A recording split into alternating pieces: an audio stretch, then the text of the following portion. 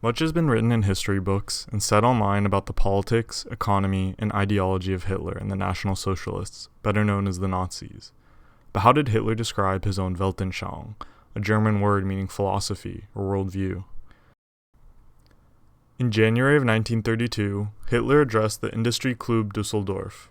The Industrieklub Düsseldorf saw itself as a meeting place for intellectual exchange between leading figures in the region the club serves along the Rhine and the Ruhr.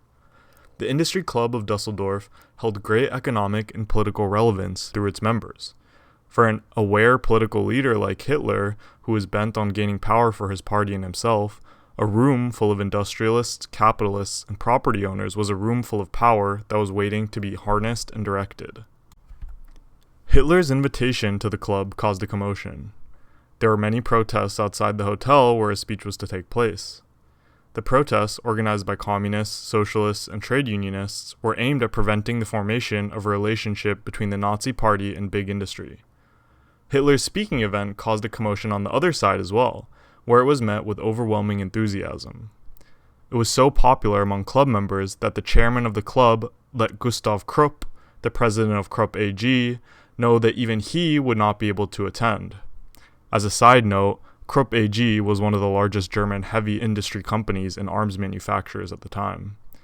The chairman, talking to Krupp, explained that the rush of club members to the Hitler lecture actually exceeded our wildest expectations, and the largest hall of the Park Hotel unfortunately cannot be made any bigger than it is. Hitler did indeed fill the largest ballroom of the Park Hotel with over 600 people. The room was so full many had to stand to fit, and the audio from the speech was even broadcast into the adjacent hall for those who had arrived late. Hitler's 2-hour speech was followed by unbridled, sustained applause, and was followed up by a club dinner which was attended by prominent Nazi politician Hermann Göring. In the aftermath of Hitler's speech, in wake of that unbridled applause, the general sentiment among those that attended was that Hitler had won over the capitalists.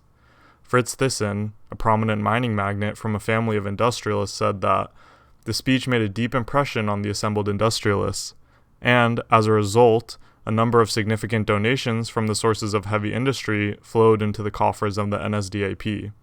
And from that point, until the last years before the seizure of power, the large industrial associations made ongoing contributions. To corroborate this account of warm reception, a report by the police chief of Düsseldorf at the time said, almost all the syndics and directors of the largest factories were present. The report noted that the lecture made a deep impression and was received with great applause, and concluded, the words of thanks spoken by Mr. Haniel, former district administrator, and Mr. Thyssen showed that Hitler spoke from the heart of everyone. To drive home the point, the 3 words of thanks spoken by Mr. Thyssen, which were described by the police as spoken from the heart of everyone, rang out, Hail Herr Hitler. But what did Hitler say that spoke to the hearts of these wealthy mining and manufacturing magnates? What did he say in this turbulent time that garnered such enthusiastic and total support from the industrialists? Let's get into what Hitler said in this speech and why it swayed his powerful audience, and why it's a great explanation of Hitler's own view of Nazism and of fascism. Hitler, in his speech, explains his worldview quite well. He describes a worldview that relies on the concepts of innate individual differences, liberalism, social Darwinism, and capitalism in order to uphold a rigid system characterized by hierarchy and supremacy. I'll use Hitler's own words from the speech to try and lay out a comprehensive picture of the Weltanschauung behind Nazi Germany. At the base of this perspective are ideas about essentialism and the individual. Of utmost concern to Hitler is the innate abilities and differences of individuals and groups. He believes that the individual differences were the basis for every development in the history of humankind. He describes his position on the individual, saying, the entire structure of culture, down to its foundations and in each of its building blocks, is nothing other than the result of creative talent, the achievement of intelligence, and the industriousness of individuals.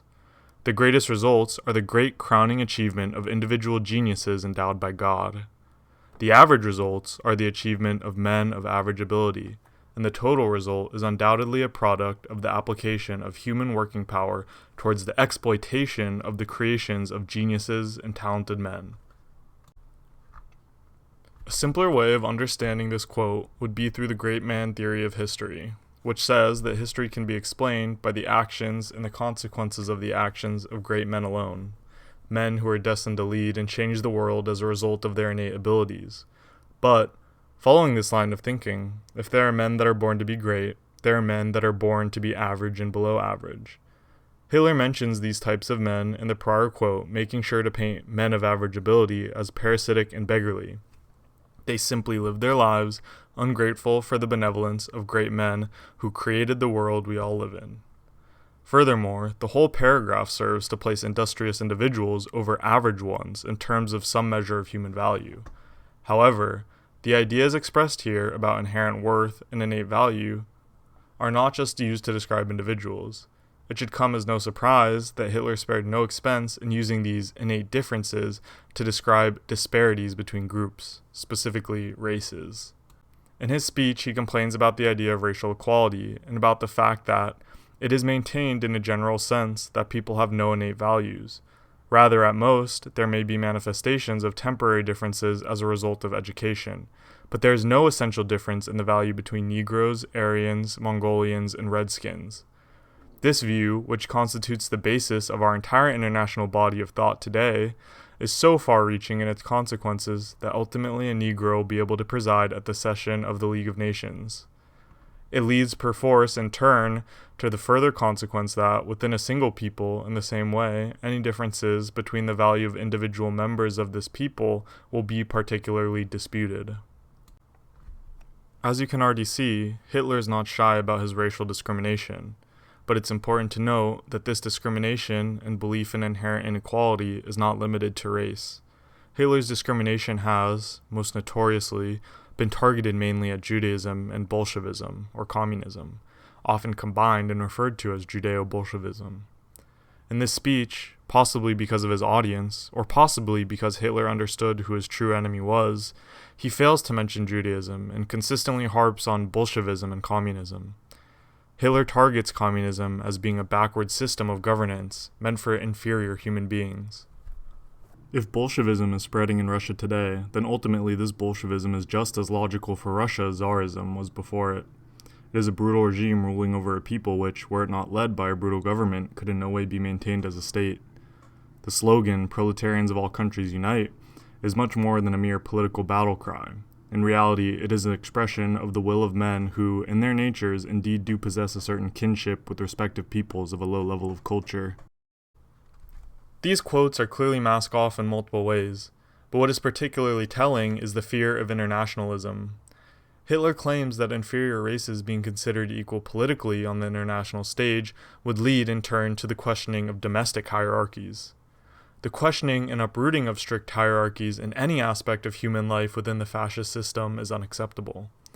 The maintenance of the exploitative and dominant relationships within the political, economic, and social systems are key.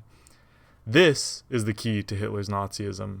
This is the essence of Zionism, and this is the main underpinning of any fascist ideology: the relationship between the superior and the inferior. This relationship is the basis for fascist thinking, and we will look into how Hitler describes not just the relationships between superior and inferior, but how the relationships between superior and inferior should play out within and between the social, political, and economic spheres in a society. Of greatest note, and the first idea we'll cover, is Hitler's worldview as it relates to economics. Relationships surrounding the production, distribution, and ownership of materials, goods, and services are at the core of our physical lives, and therefore at the root of many aspects of our political, social, and spiritual lives as well. Let's start, as Hitler does, by addressing the status quo. Hitler says to his audience of capitalists, "You, gentlemen, are of the opinion that the construction of the German economy must be based upon the concept of private property. In that case, I must say one thing. Private property is only morally and ethically justifiable if I assume that men's achievements are different. Only then can I say that, because men's achievements are different, the results of those achievements are also different. And if the results of men's achievements are different, then it is expedient to leave the administration of these achievements to men to an appropriate degree. It would be illogical to assign the administration of the fruits of an achievement connected to one individual to the next best, less capable individual or the whole, for these latter individuals have already proven, by the simple fact that they themselves have not performed the achievement, that they cannot be capable of administering the resulting product.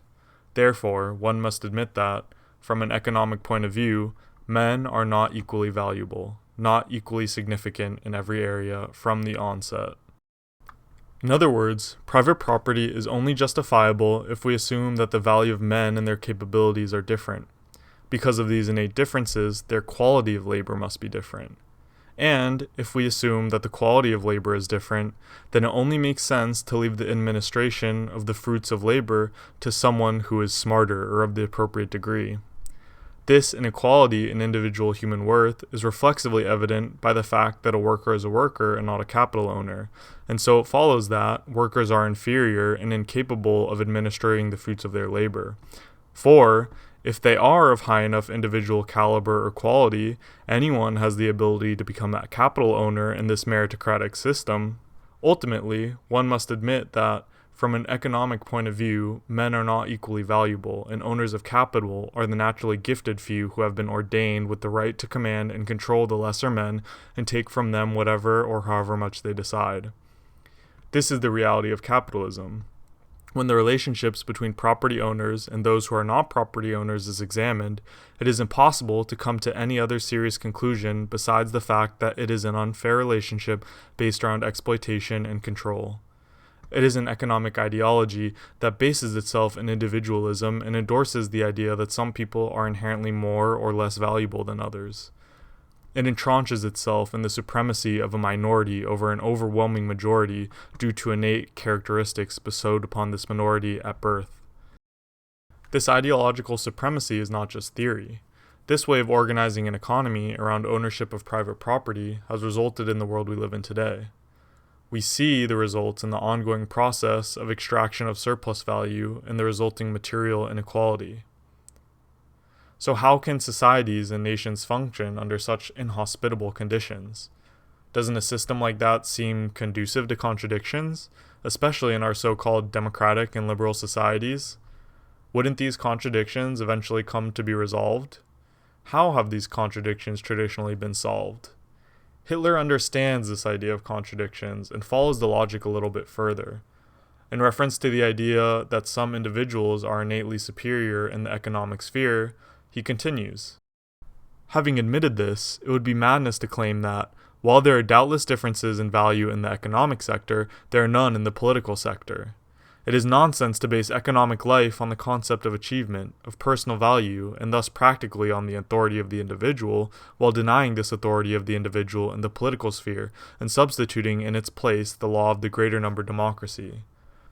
This will inevitably slowly cause a gulf between the economic view and the political one, which one will attempt to bridge by assimilating the former to the latter, an attempt which has indeed been made, for this gulf has not remained pure empty theory. The concept of the equality of values has meanwhile been raised to a system not only in the political but also in the economic sector, and not only as an abstract theory, no, this economic system thrives in gigantic organizations. Yes, today it has already seized the huge territory of an entire state." This line about the possibility of an October Revolution happening in Germany was one of real concern to his audience. Perhaps they would need capitalist thugs yet again to violently squash any possibility of the left coming to power. Hitler reinforces the idea that whether they like it or not, these contradictions will have serious, unavoidable consequences. He emphasizes that one cannot expect that this struggle will suddenly come to a standstill. No, the opposite is the case. This struggle will continue until the nation ultimately becomes immersed in either internationalism or democracy and thus falls prey to a complete dissolution, or else creates a new and logical form for its inner life. Hitler also brings up the economic question of an equal exchange and how it relates to the development of politics at the time. He is keen to notice that capitalism has brought imperialism and exploitation to the developing world. He explains, "Today we are confronted with a world situation which is only comprehensible to the white race if one recognizes as indispensable the marriage between the concept of domination in political will and the concept of domination in economic activity."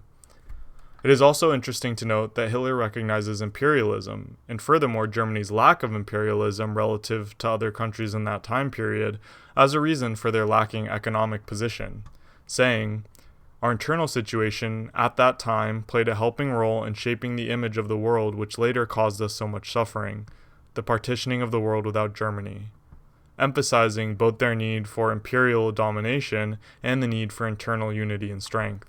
So, Hitler's worldview, as it pertains to economics, is that of a capitalist, a man who believes in the individual, private property, supremacy, exploitation, and might makes right. But he also recognizes the contradictions between economic and political life in the capitalist system, as well as the important economic relationship between colony and colonial power. So what is the solution that Hitler recommends? Well, to avoid Bolshevism and resolve the contradictions between economics and politics, Hitler emphasizes the necessity to close the theoretical and practical gap between the two. To bridge this specific gap between economic and political life without systematic change would have been impossible. It is, to this day, impossible to make a democratic, egalitarian political system and an economic system based on exploitation and private property congruent. They are made up of opposing ideas, which is where the contradictions stem from. Logically, to a fascist, the solution to bridging the gaps comes in changing democracy out for a rigid, hierarchical, discriminatory political system that is anything but equal. It comes in the form of changing pluralism and diversity for unity and fealty. The political change all stems from unifying internally and projecting strength or supremacy onto other groups. Hitler calls out what he believes are the causes of the internal struggle in Germany: communism, religion, and political parties in the German electoral system. Religion, Hitler says, is a cause of both unity and disunity. He states that religion has been a unifying force at certain points and a separating force at others. Of course, it's key to note that Jews and Judaism were the main target of Hitler in the Holocaust. Another force, which was often and purposely tied to Judaism, and which was targeted in similar ways, is communism. The political problem that Hitler spends the most time on in his speech is not religion, but rather the idea of Marxism, socialism, communism, Bolshevism, etc. This political problem is one that stems from the communist focus on class solidarity and class consciousness. Hitler describes this problem in the German context of the November Revolution. The Weltanschaulich disintegration set in at the very time when Bismarck was powerfully uniting Germany. Citizens and proletarians began to take the place of men from Prussia, Bavaria, Württemberg, Saxony, Baden, etc. In place of a many-faceted disintegration, which is overcome politically, the classes begin to split. Exactly the same result is coming about now by means of the class division. Once again, a mass of millions has ceremoniously declared that it is more willing to take up relations to men and organizations who think similarly and have a similar outlook, but are members of a foreign people, than to enter into relations with men of its own folk who are of the same blood but think differently. Here you see some of the most important aspects of Hitler's political ideology. He stresses nationalism, loyalty to one's race, nation, and folk who are of the same blood. As a nationalist, the Marxist betrayal of one's own countrymen is unacceptable, and the political organization of groups around class is treacherous. This division must be dealt with. Hitler continues a couple of lines later with a prediction. If Germany is unable to master this inner division of outlook and Weltanschauung, then no amount of legislative measures will be able to prevent the ruin of the German nation. Indeed, do not believe, gentlemen, that in the ages in which people have fallen into ruin as demonstrated by history, the governments were not governing. At the same time Rome was slowly disintegrating, the governments were certainly active. Here, Hitler is not only building the ideological blocks for his worldview in his pitch to the industrialists, but he is also fomenting the ideas that the government has failed, and that it will not be able to make any changes within the existing political system that would be able to set the German nation on the right track, either economically or ideologically. That is, unless they master this inner division of outlook and Weltanschauung, i.e., suppress political dissent. Next, Hitler lays out the problems with political parties. He explains the problem with parties again in the context of the November Revolution. One thing that was clear to me, the world of parties up to that time had shattered Germany, and Germany was broken by this. It is absurd to believe that the factors whose existence is inseparably bound up in history with Germany's disintegration can now suddenly be factors in its recovery. Each organization symbolizes a certain tradition. If then, for example, associations or parties have almost made it a tradition of retreating in the face of Marxism for 60 years, I do not believe that, after the most horrible defeat, they will suddenly break with the tradition which has become second nature to them and transform their retreat into an attack. What I do believe is that the retreat will continue. Yes, one day these associations will go the way of all organizations which suffer repeated defeats. They will enter pacts with the opponent and attempt to attain by peaceful methods what could not be won by fighting. Hitler blames not just the communists and socialists, but he blames any party that ever negotiated with them. This is also a not so thinly veiled attack on democracy, representative democracy, and the concessions that are made to popular support of labor and socialists at the time. Hitler would much rather fight and suppress to ensure his party's success than negotiate with anything that disrupts the achievement of his goals. So, how does Hitler believe he can achieve his political goal of united, powerful Germany? With the following passages from the speech, it will become more clear what the political goals of Hitler were and how he aimed to achieve them. The important thing is what preparations one undertakes in order to make the implementation of this aim possible. I cannot formulate an aim which, supported by the press campaign of one's own papers, is understood throughout the world to be a political aim of utmost importance unless I secure for myself the political means which are absolutely essential for the implementation of this type of plan. And the political means can only lie in the reorganization of an army. Ultimately, it is completely irrelevant whether Germany has an army 100,000 or 200,000 or 300,000 strong.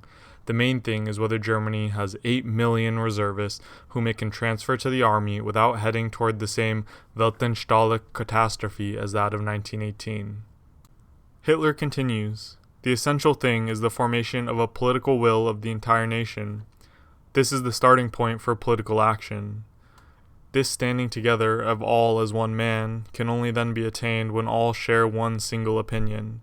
Catastrophe lies not so much in the existence of different points of view, but rather foremost in the fact of the states licensing these differences." Hitler, through his populism and bigotry, aimed to unite the German nation under one single opinion, German supremacy or Aryan supremacy. Hitler required all people to be loyal soldiers united behind a single opinion. They were to be obedient to orders and ready to die for the cause at the snap of fingers. Hitler had no reservations in using empty populism as well as violent suppression to achieve this conformity. He responds to critics of the Nazi Party's views on the use of violence, saying this: "If today they wish to hurl the worst accusations at me as a National Socialist, then they say, 'You want to bring about a decision in Germany by violence, and we must oppose that. You want to one day destroy your political opponents in Germany. We, on the other hand, stand for the precepts of the Constitution and must thus guarantee all parties their right to exist.' To that I have one reply. Translated into reality, this means, you have a company. You must lead this company against the enemy." Hitler further considers violence in politics and its similarity to competition in capitalism. Furthermore, Hitler ties this in with pacifism and equality, which helps us see the bigger picture of the society as a whole. The general concept of pacifism is logical if I proceed on the basis of a general equality between peoples and human beings, for what other sense could there be in struggling? The concept of pacifism, translated into practical reality and in all sectors, must slowly lead to the destruction of the drive for competition, of the ambition to bring forth particular achievements of all types. I cannot say in politics we will become pacifists, we'll rid ourselves of the notion that it is necessary to protect life by means of conflict, but in economics we wish to remain keen competitors. Just like the corporations owned by the audience of capitalists, Hitler makes the case that political parties should operate just as ruthlessly and strictly. They would not tolerate rebuttals from their workers just as Hitler would not tolerate insubordination by a Nazi foot soldier. They would ruthlessly destroy competition in order to ensure success and profits, just as Hitler would later do to his political competition to ensure the success of his movement. And although the description of Hitler's Nazism and fascist ideology entails a sort of harmony between economic and political organization, he was also keen to emphasize not just a shared outlook, but a shared fate. Hitler, in his speech, makes the observation, or maybe threat, that a prosperous economy cannot subsist if it is not backed by the protection of a prosperous, powerful state. This line makes clear his intentions to cooperate with the capitalists to ensure a strong state, military, and economy. Of course, as mentioned before, these three are inextricably linked, as the economy supplies the arms and material to the military, and the state contains the necessary power to direct cooperation, decide on production, and dictate commands to the two. Furthermore, key to all three of these is the consent of the governed and conformity of the people, which can be coerced through ideology, material conditions, and force. Within the type of world created by fascist ideology, violence, suppression, and domination are necessities in the economy, in politics, and in social life. Fascists abhor and reject democracy, both economically and politically. Fascists use active collaboration between the state and the leaders of industry to dominate workers and minorities. The need to deny democracy by any means is not only a belief, but it is a requirement. In summary, I see two principles starkly opposed. The principles of democracy which, wherever its practical results are evident, is the principle of destruction, and the principle of the authority of the individual, which I would like to call the principle achievement, because everything which mankind has achieved until now and all human cultures are only conceivable given the rule of this people. Hitler's political vision was a German body politic as subservient to the political ruling class as they were to their economic ruling class, and ideally, a nation so beholden and enslaved to the idea of supremacy that the economic, political, and social life would operate in harmony. This internal harmony, Hitler believed, would lead to their ability to project strength externally, to exert their supremacy over others. In other words, only groups united around a single shared opinion, one of ultimate in-group supremacy, would have the true strength and determination to realize their ultimate goals of fascism, to realize their ideas of supremacy. This realization would often come in the form of economic, political, or military domination of their enemies. Furthermore, expression of supremacy is essential to satisfy the masses of oppressed workers in the capitalist system. Because of the internalized belief in innate supremacy, the ideological work done by those in power, and the bitter resentment built up due to exploitation and alienation under capitalism, there's a large portion of the population that's eager to flex the ideas of genetic, religious, military, economic, or moral superiority over anyone they deem an enemy, or simply over anyone they deem weaker. This is the real-life effect on members of a fascist society. The internalized supremacy in every aspect of life genuinely makes it second nature to go along with the domination of those who are weaker. I would ask you to look at a couple of examples like Nazi Germany and modern-day Israel and simply ask yourself what societal conditions allowed them to support a genocide. Hitler explains the necessity to exert strength over others simply and urgently. Germany as a whole cannot survive in the long run unless, that is, we find our way back to a truly extraordinary, newly shaped political strength working from within, but having the capacity of making us effective once more vis-a-vis the outside world. This is the way in which Hitler understood the world around him. Him and his ideology were both heavily influenced by the colonial era. Watching the most powerful empires succeed through colonialism and violence had an immeasurable effect on Hitler. He saw that the success of these empires were built on the collaboration between capital and the state, i.e. trading companies and monarchs. He also saw that there was an internalized supremacy over the savages that they sought to conquer and then later ruled. Hitler explains this influence in his speech. Take, for example, India. England did not acquire India in a lawful and legitimate manner, but rather without regard to the natives' wishes, views, or declarations of rights, and she maintained this rule, if necessary, with the most brutal ruthlessness. Just as Cortez or Pizarro demanded for themselves Central America and the northern states of South America, not on the basis of any legal claim, but from the absolute, inborn feeling of harang ful of the white race. The settlement of the North American continent was similarly a consequence not only of any higher claim in a democratic or international sense, but rather of a consciousness of what is right, which had its sole roots in the conviction of the superiority and thus the right of the white race. Hitler continues on, "If I imagine things without this frame of mind which, in the course of the last 3 or 4 centuries of the white race, has conquered the world, then the fate of this race would in fact be no other than that, for instance, of the Chinese, an immensely congested mass of people in an extraordinarily restricted territory, overpopulation with all its inevitable consequences." It seems as if Hitler almost despises the Chinese for the fact that, despite their ancient, sophisticated, and powerful civilization, they fell victim to internal struggle and in turn colonial exploitation. The implication is also that the Chinese would have been better off if they had organized their societies around some sort of Chinese supremacy, and in turn exerted this supremacy all over Asia through force, like, for example, Imperial Japan. The English Empire, Imperial Japan, North American settler colonialism, and the conquistadors in Central and South America. These are just some of the real-world examples which Hitler draws inspiration from. For those of us living today, Zionism may be an easier tool to help see the ideology and physical practices of fascism and Nazism. It is almost certain that if Hitler were alive today, he'd be utterly flattered by the similarities.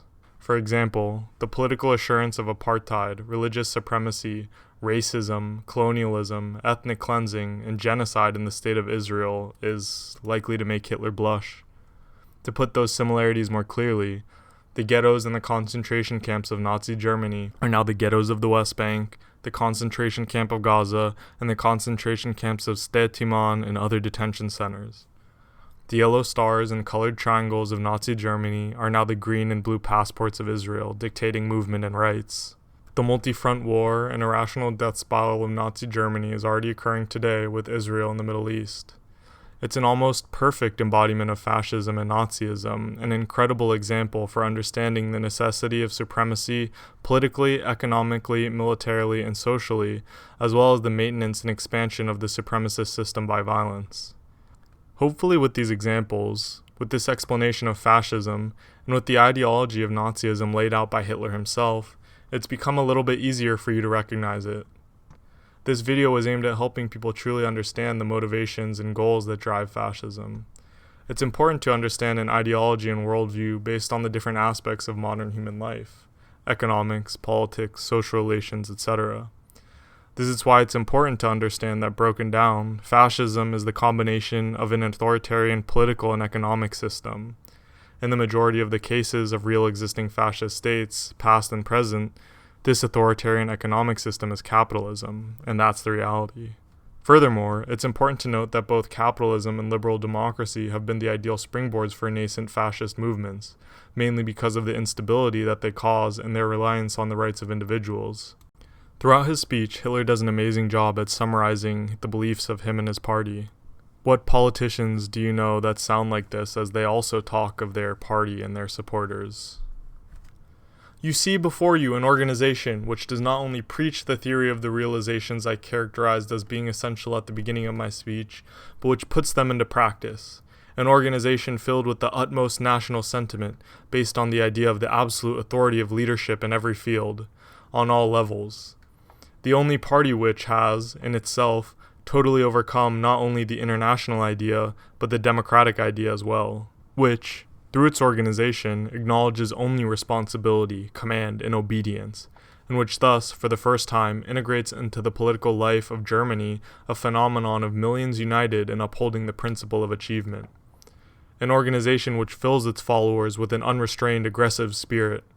For the first time, an organization which, when a political opponent declares, "We take your behavior to be a provocation," is not satisfied to suddenly withdraw, but brutally enforces its own will and hurls back at him, "We are fighting today, we will fight tomorrow, and if you regard our meeting today as provocation, then we'll hold another one next week and will continue until you have learned that it is not a provocation when the German Germany professes its will. And if you say, 'You may not go out on the streets,' we will go out on the streets in spite of it. And if you say, 'Then we will beat you,' no matter how many sacrifices you force us to make, this young Germany will always march again. We will one day completely win back the German streets, the German individual." And when people reproach us for our intolerance, we are proud of it. Yes, we have even made the inexorable decision to exterminate Marxism in Germany down to its very last root. We made this decision not because we are pugnacious. I, for one, could imagine a life made up of nicer things than being chased through Germany, being persecuted by countless degrees, standing constantly with one foot in prison, and having no right I can call my own in the state. I could imagine a better fate than that of fighting a battle which, at least in the beginning, was regarded by everyone as a mad chimera. And lastly, I believe that I also have the capability of taking on some sort of post in the Social Democratic Party. And one thing is certain, had I placed my capabilities at its service, today I would presumably even be fit to govern. But for me it was a greater decision, to choose a path along which nothing guided me but my own faith and an indestructible confidence in the natural powers of our Volk, which are certainly still present, and its significance which will one day, of necessity, once more manifest itself given the right leadership. If today the entire German nation had the same faith in its calling which these hundreds of thousands of Nazi party members have, if the entire nation possessed this idealism, Germany would stand differently in the eyes of the world today. For our situation in the world results, in its devastating effects for us, only from the fact that we ourselves underrate German strength. Only when we have revised this disastrous assessment can Germany make use of the political possibilities of once more, if we look far enough into the future, placing German life on a natural and sound foundation, either new Lebensraum and the expansion of the large domestic market, or the protection of German economy against the outside by deploying accumulated German strength. The labor resources of our Volk, the capabilities are there. No one can deny our industriousness. But first, the political foundation must be laid anew. Without them, industriousness, capability, diligence, and thrift would ultimately be of no avail. For an oppressed nation is not capable of allocating the profits accruing from its thrift to its own welfare. Rather, it is forced to sacrifice them on the altar of blackmail and tribute. Thus, in contrast to our official government, I regard the vehicle for German recovery not as being the primacy of German foreign policy, but rather as being the primacy of the restoration of a healthy, national, and powerful German body politic.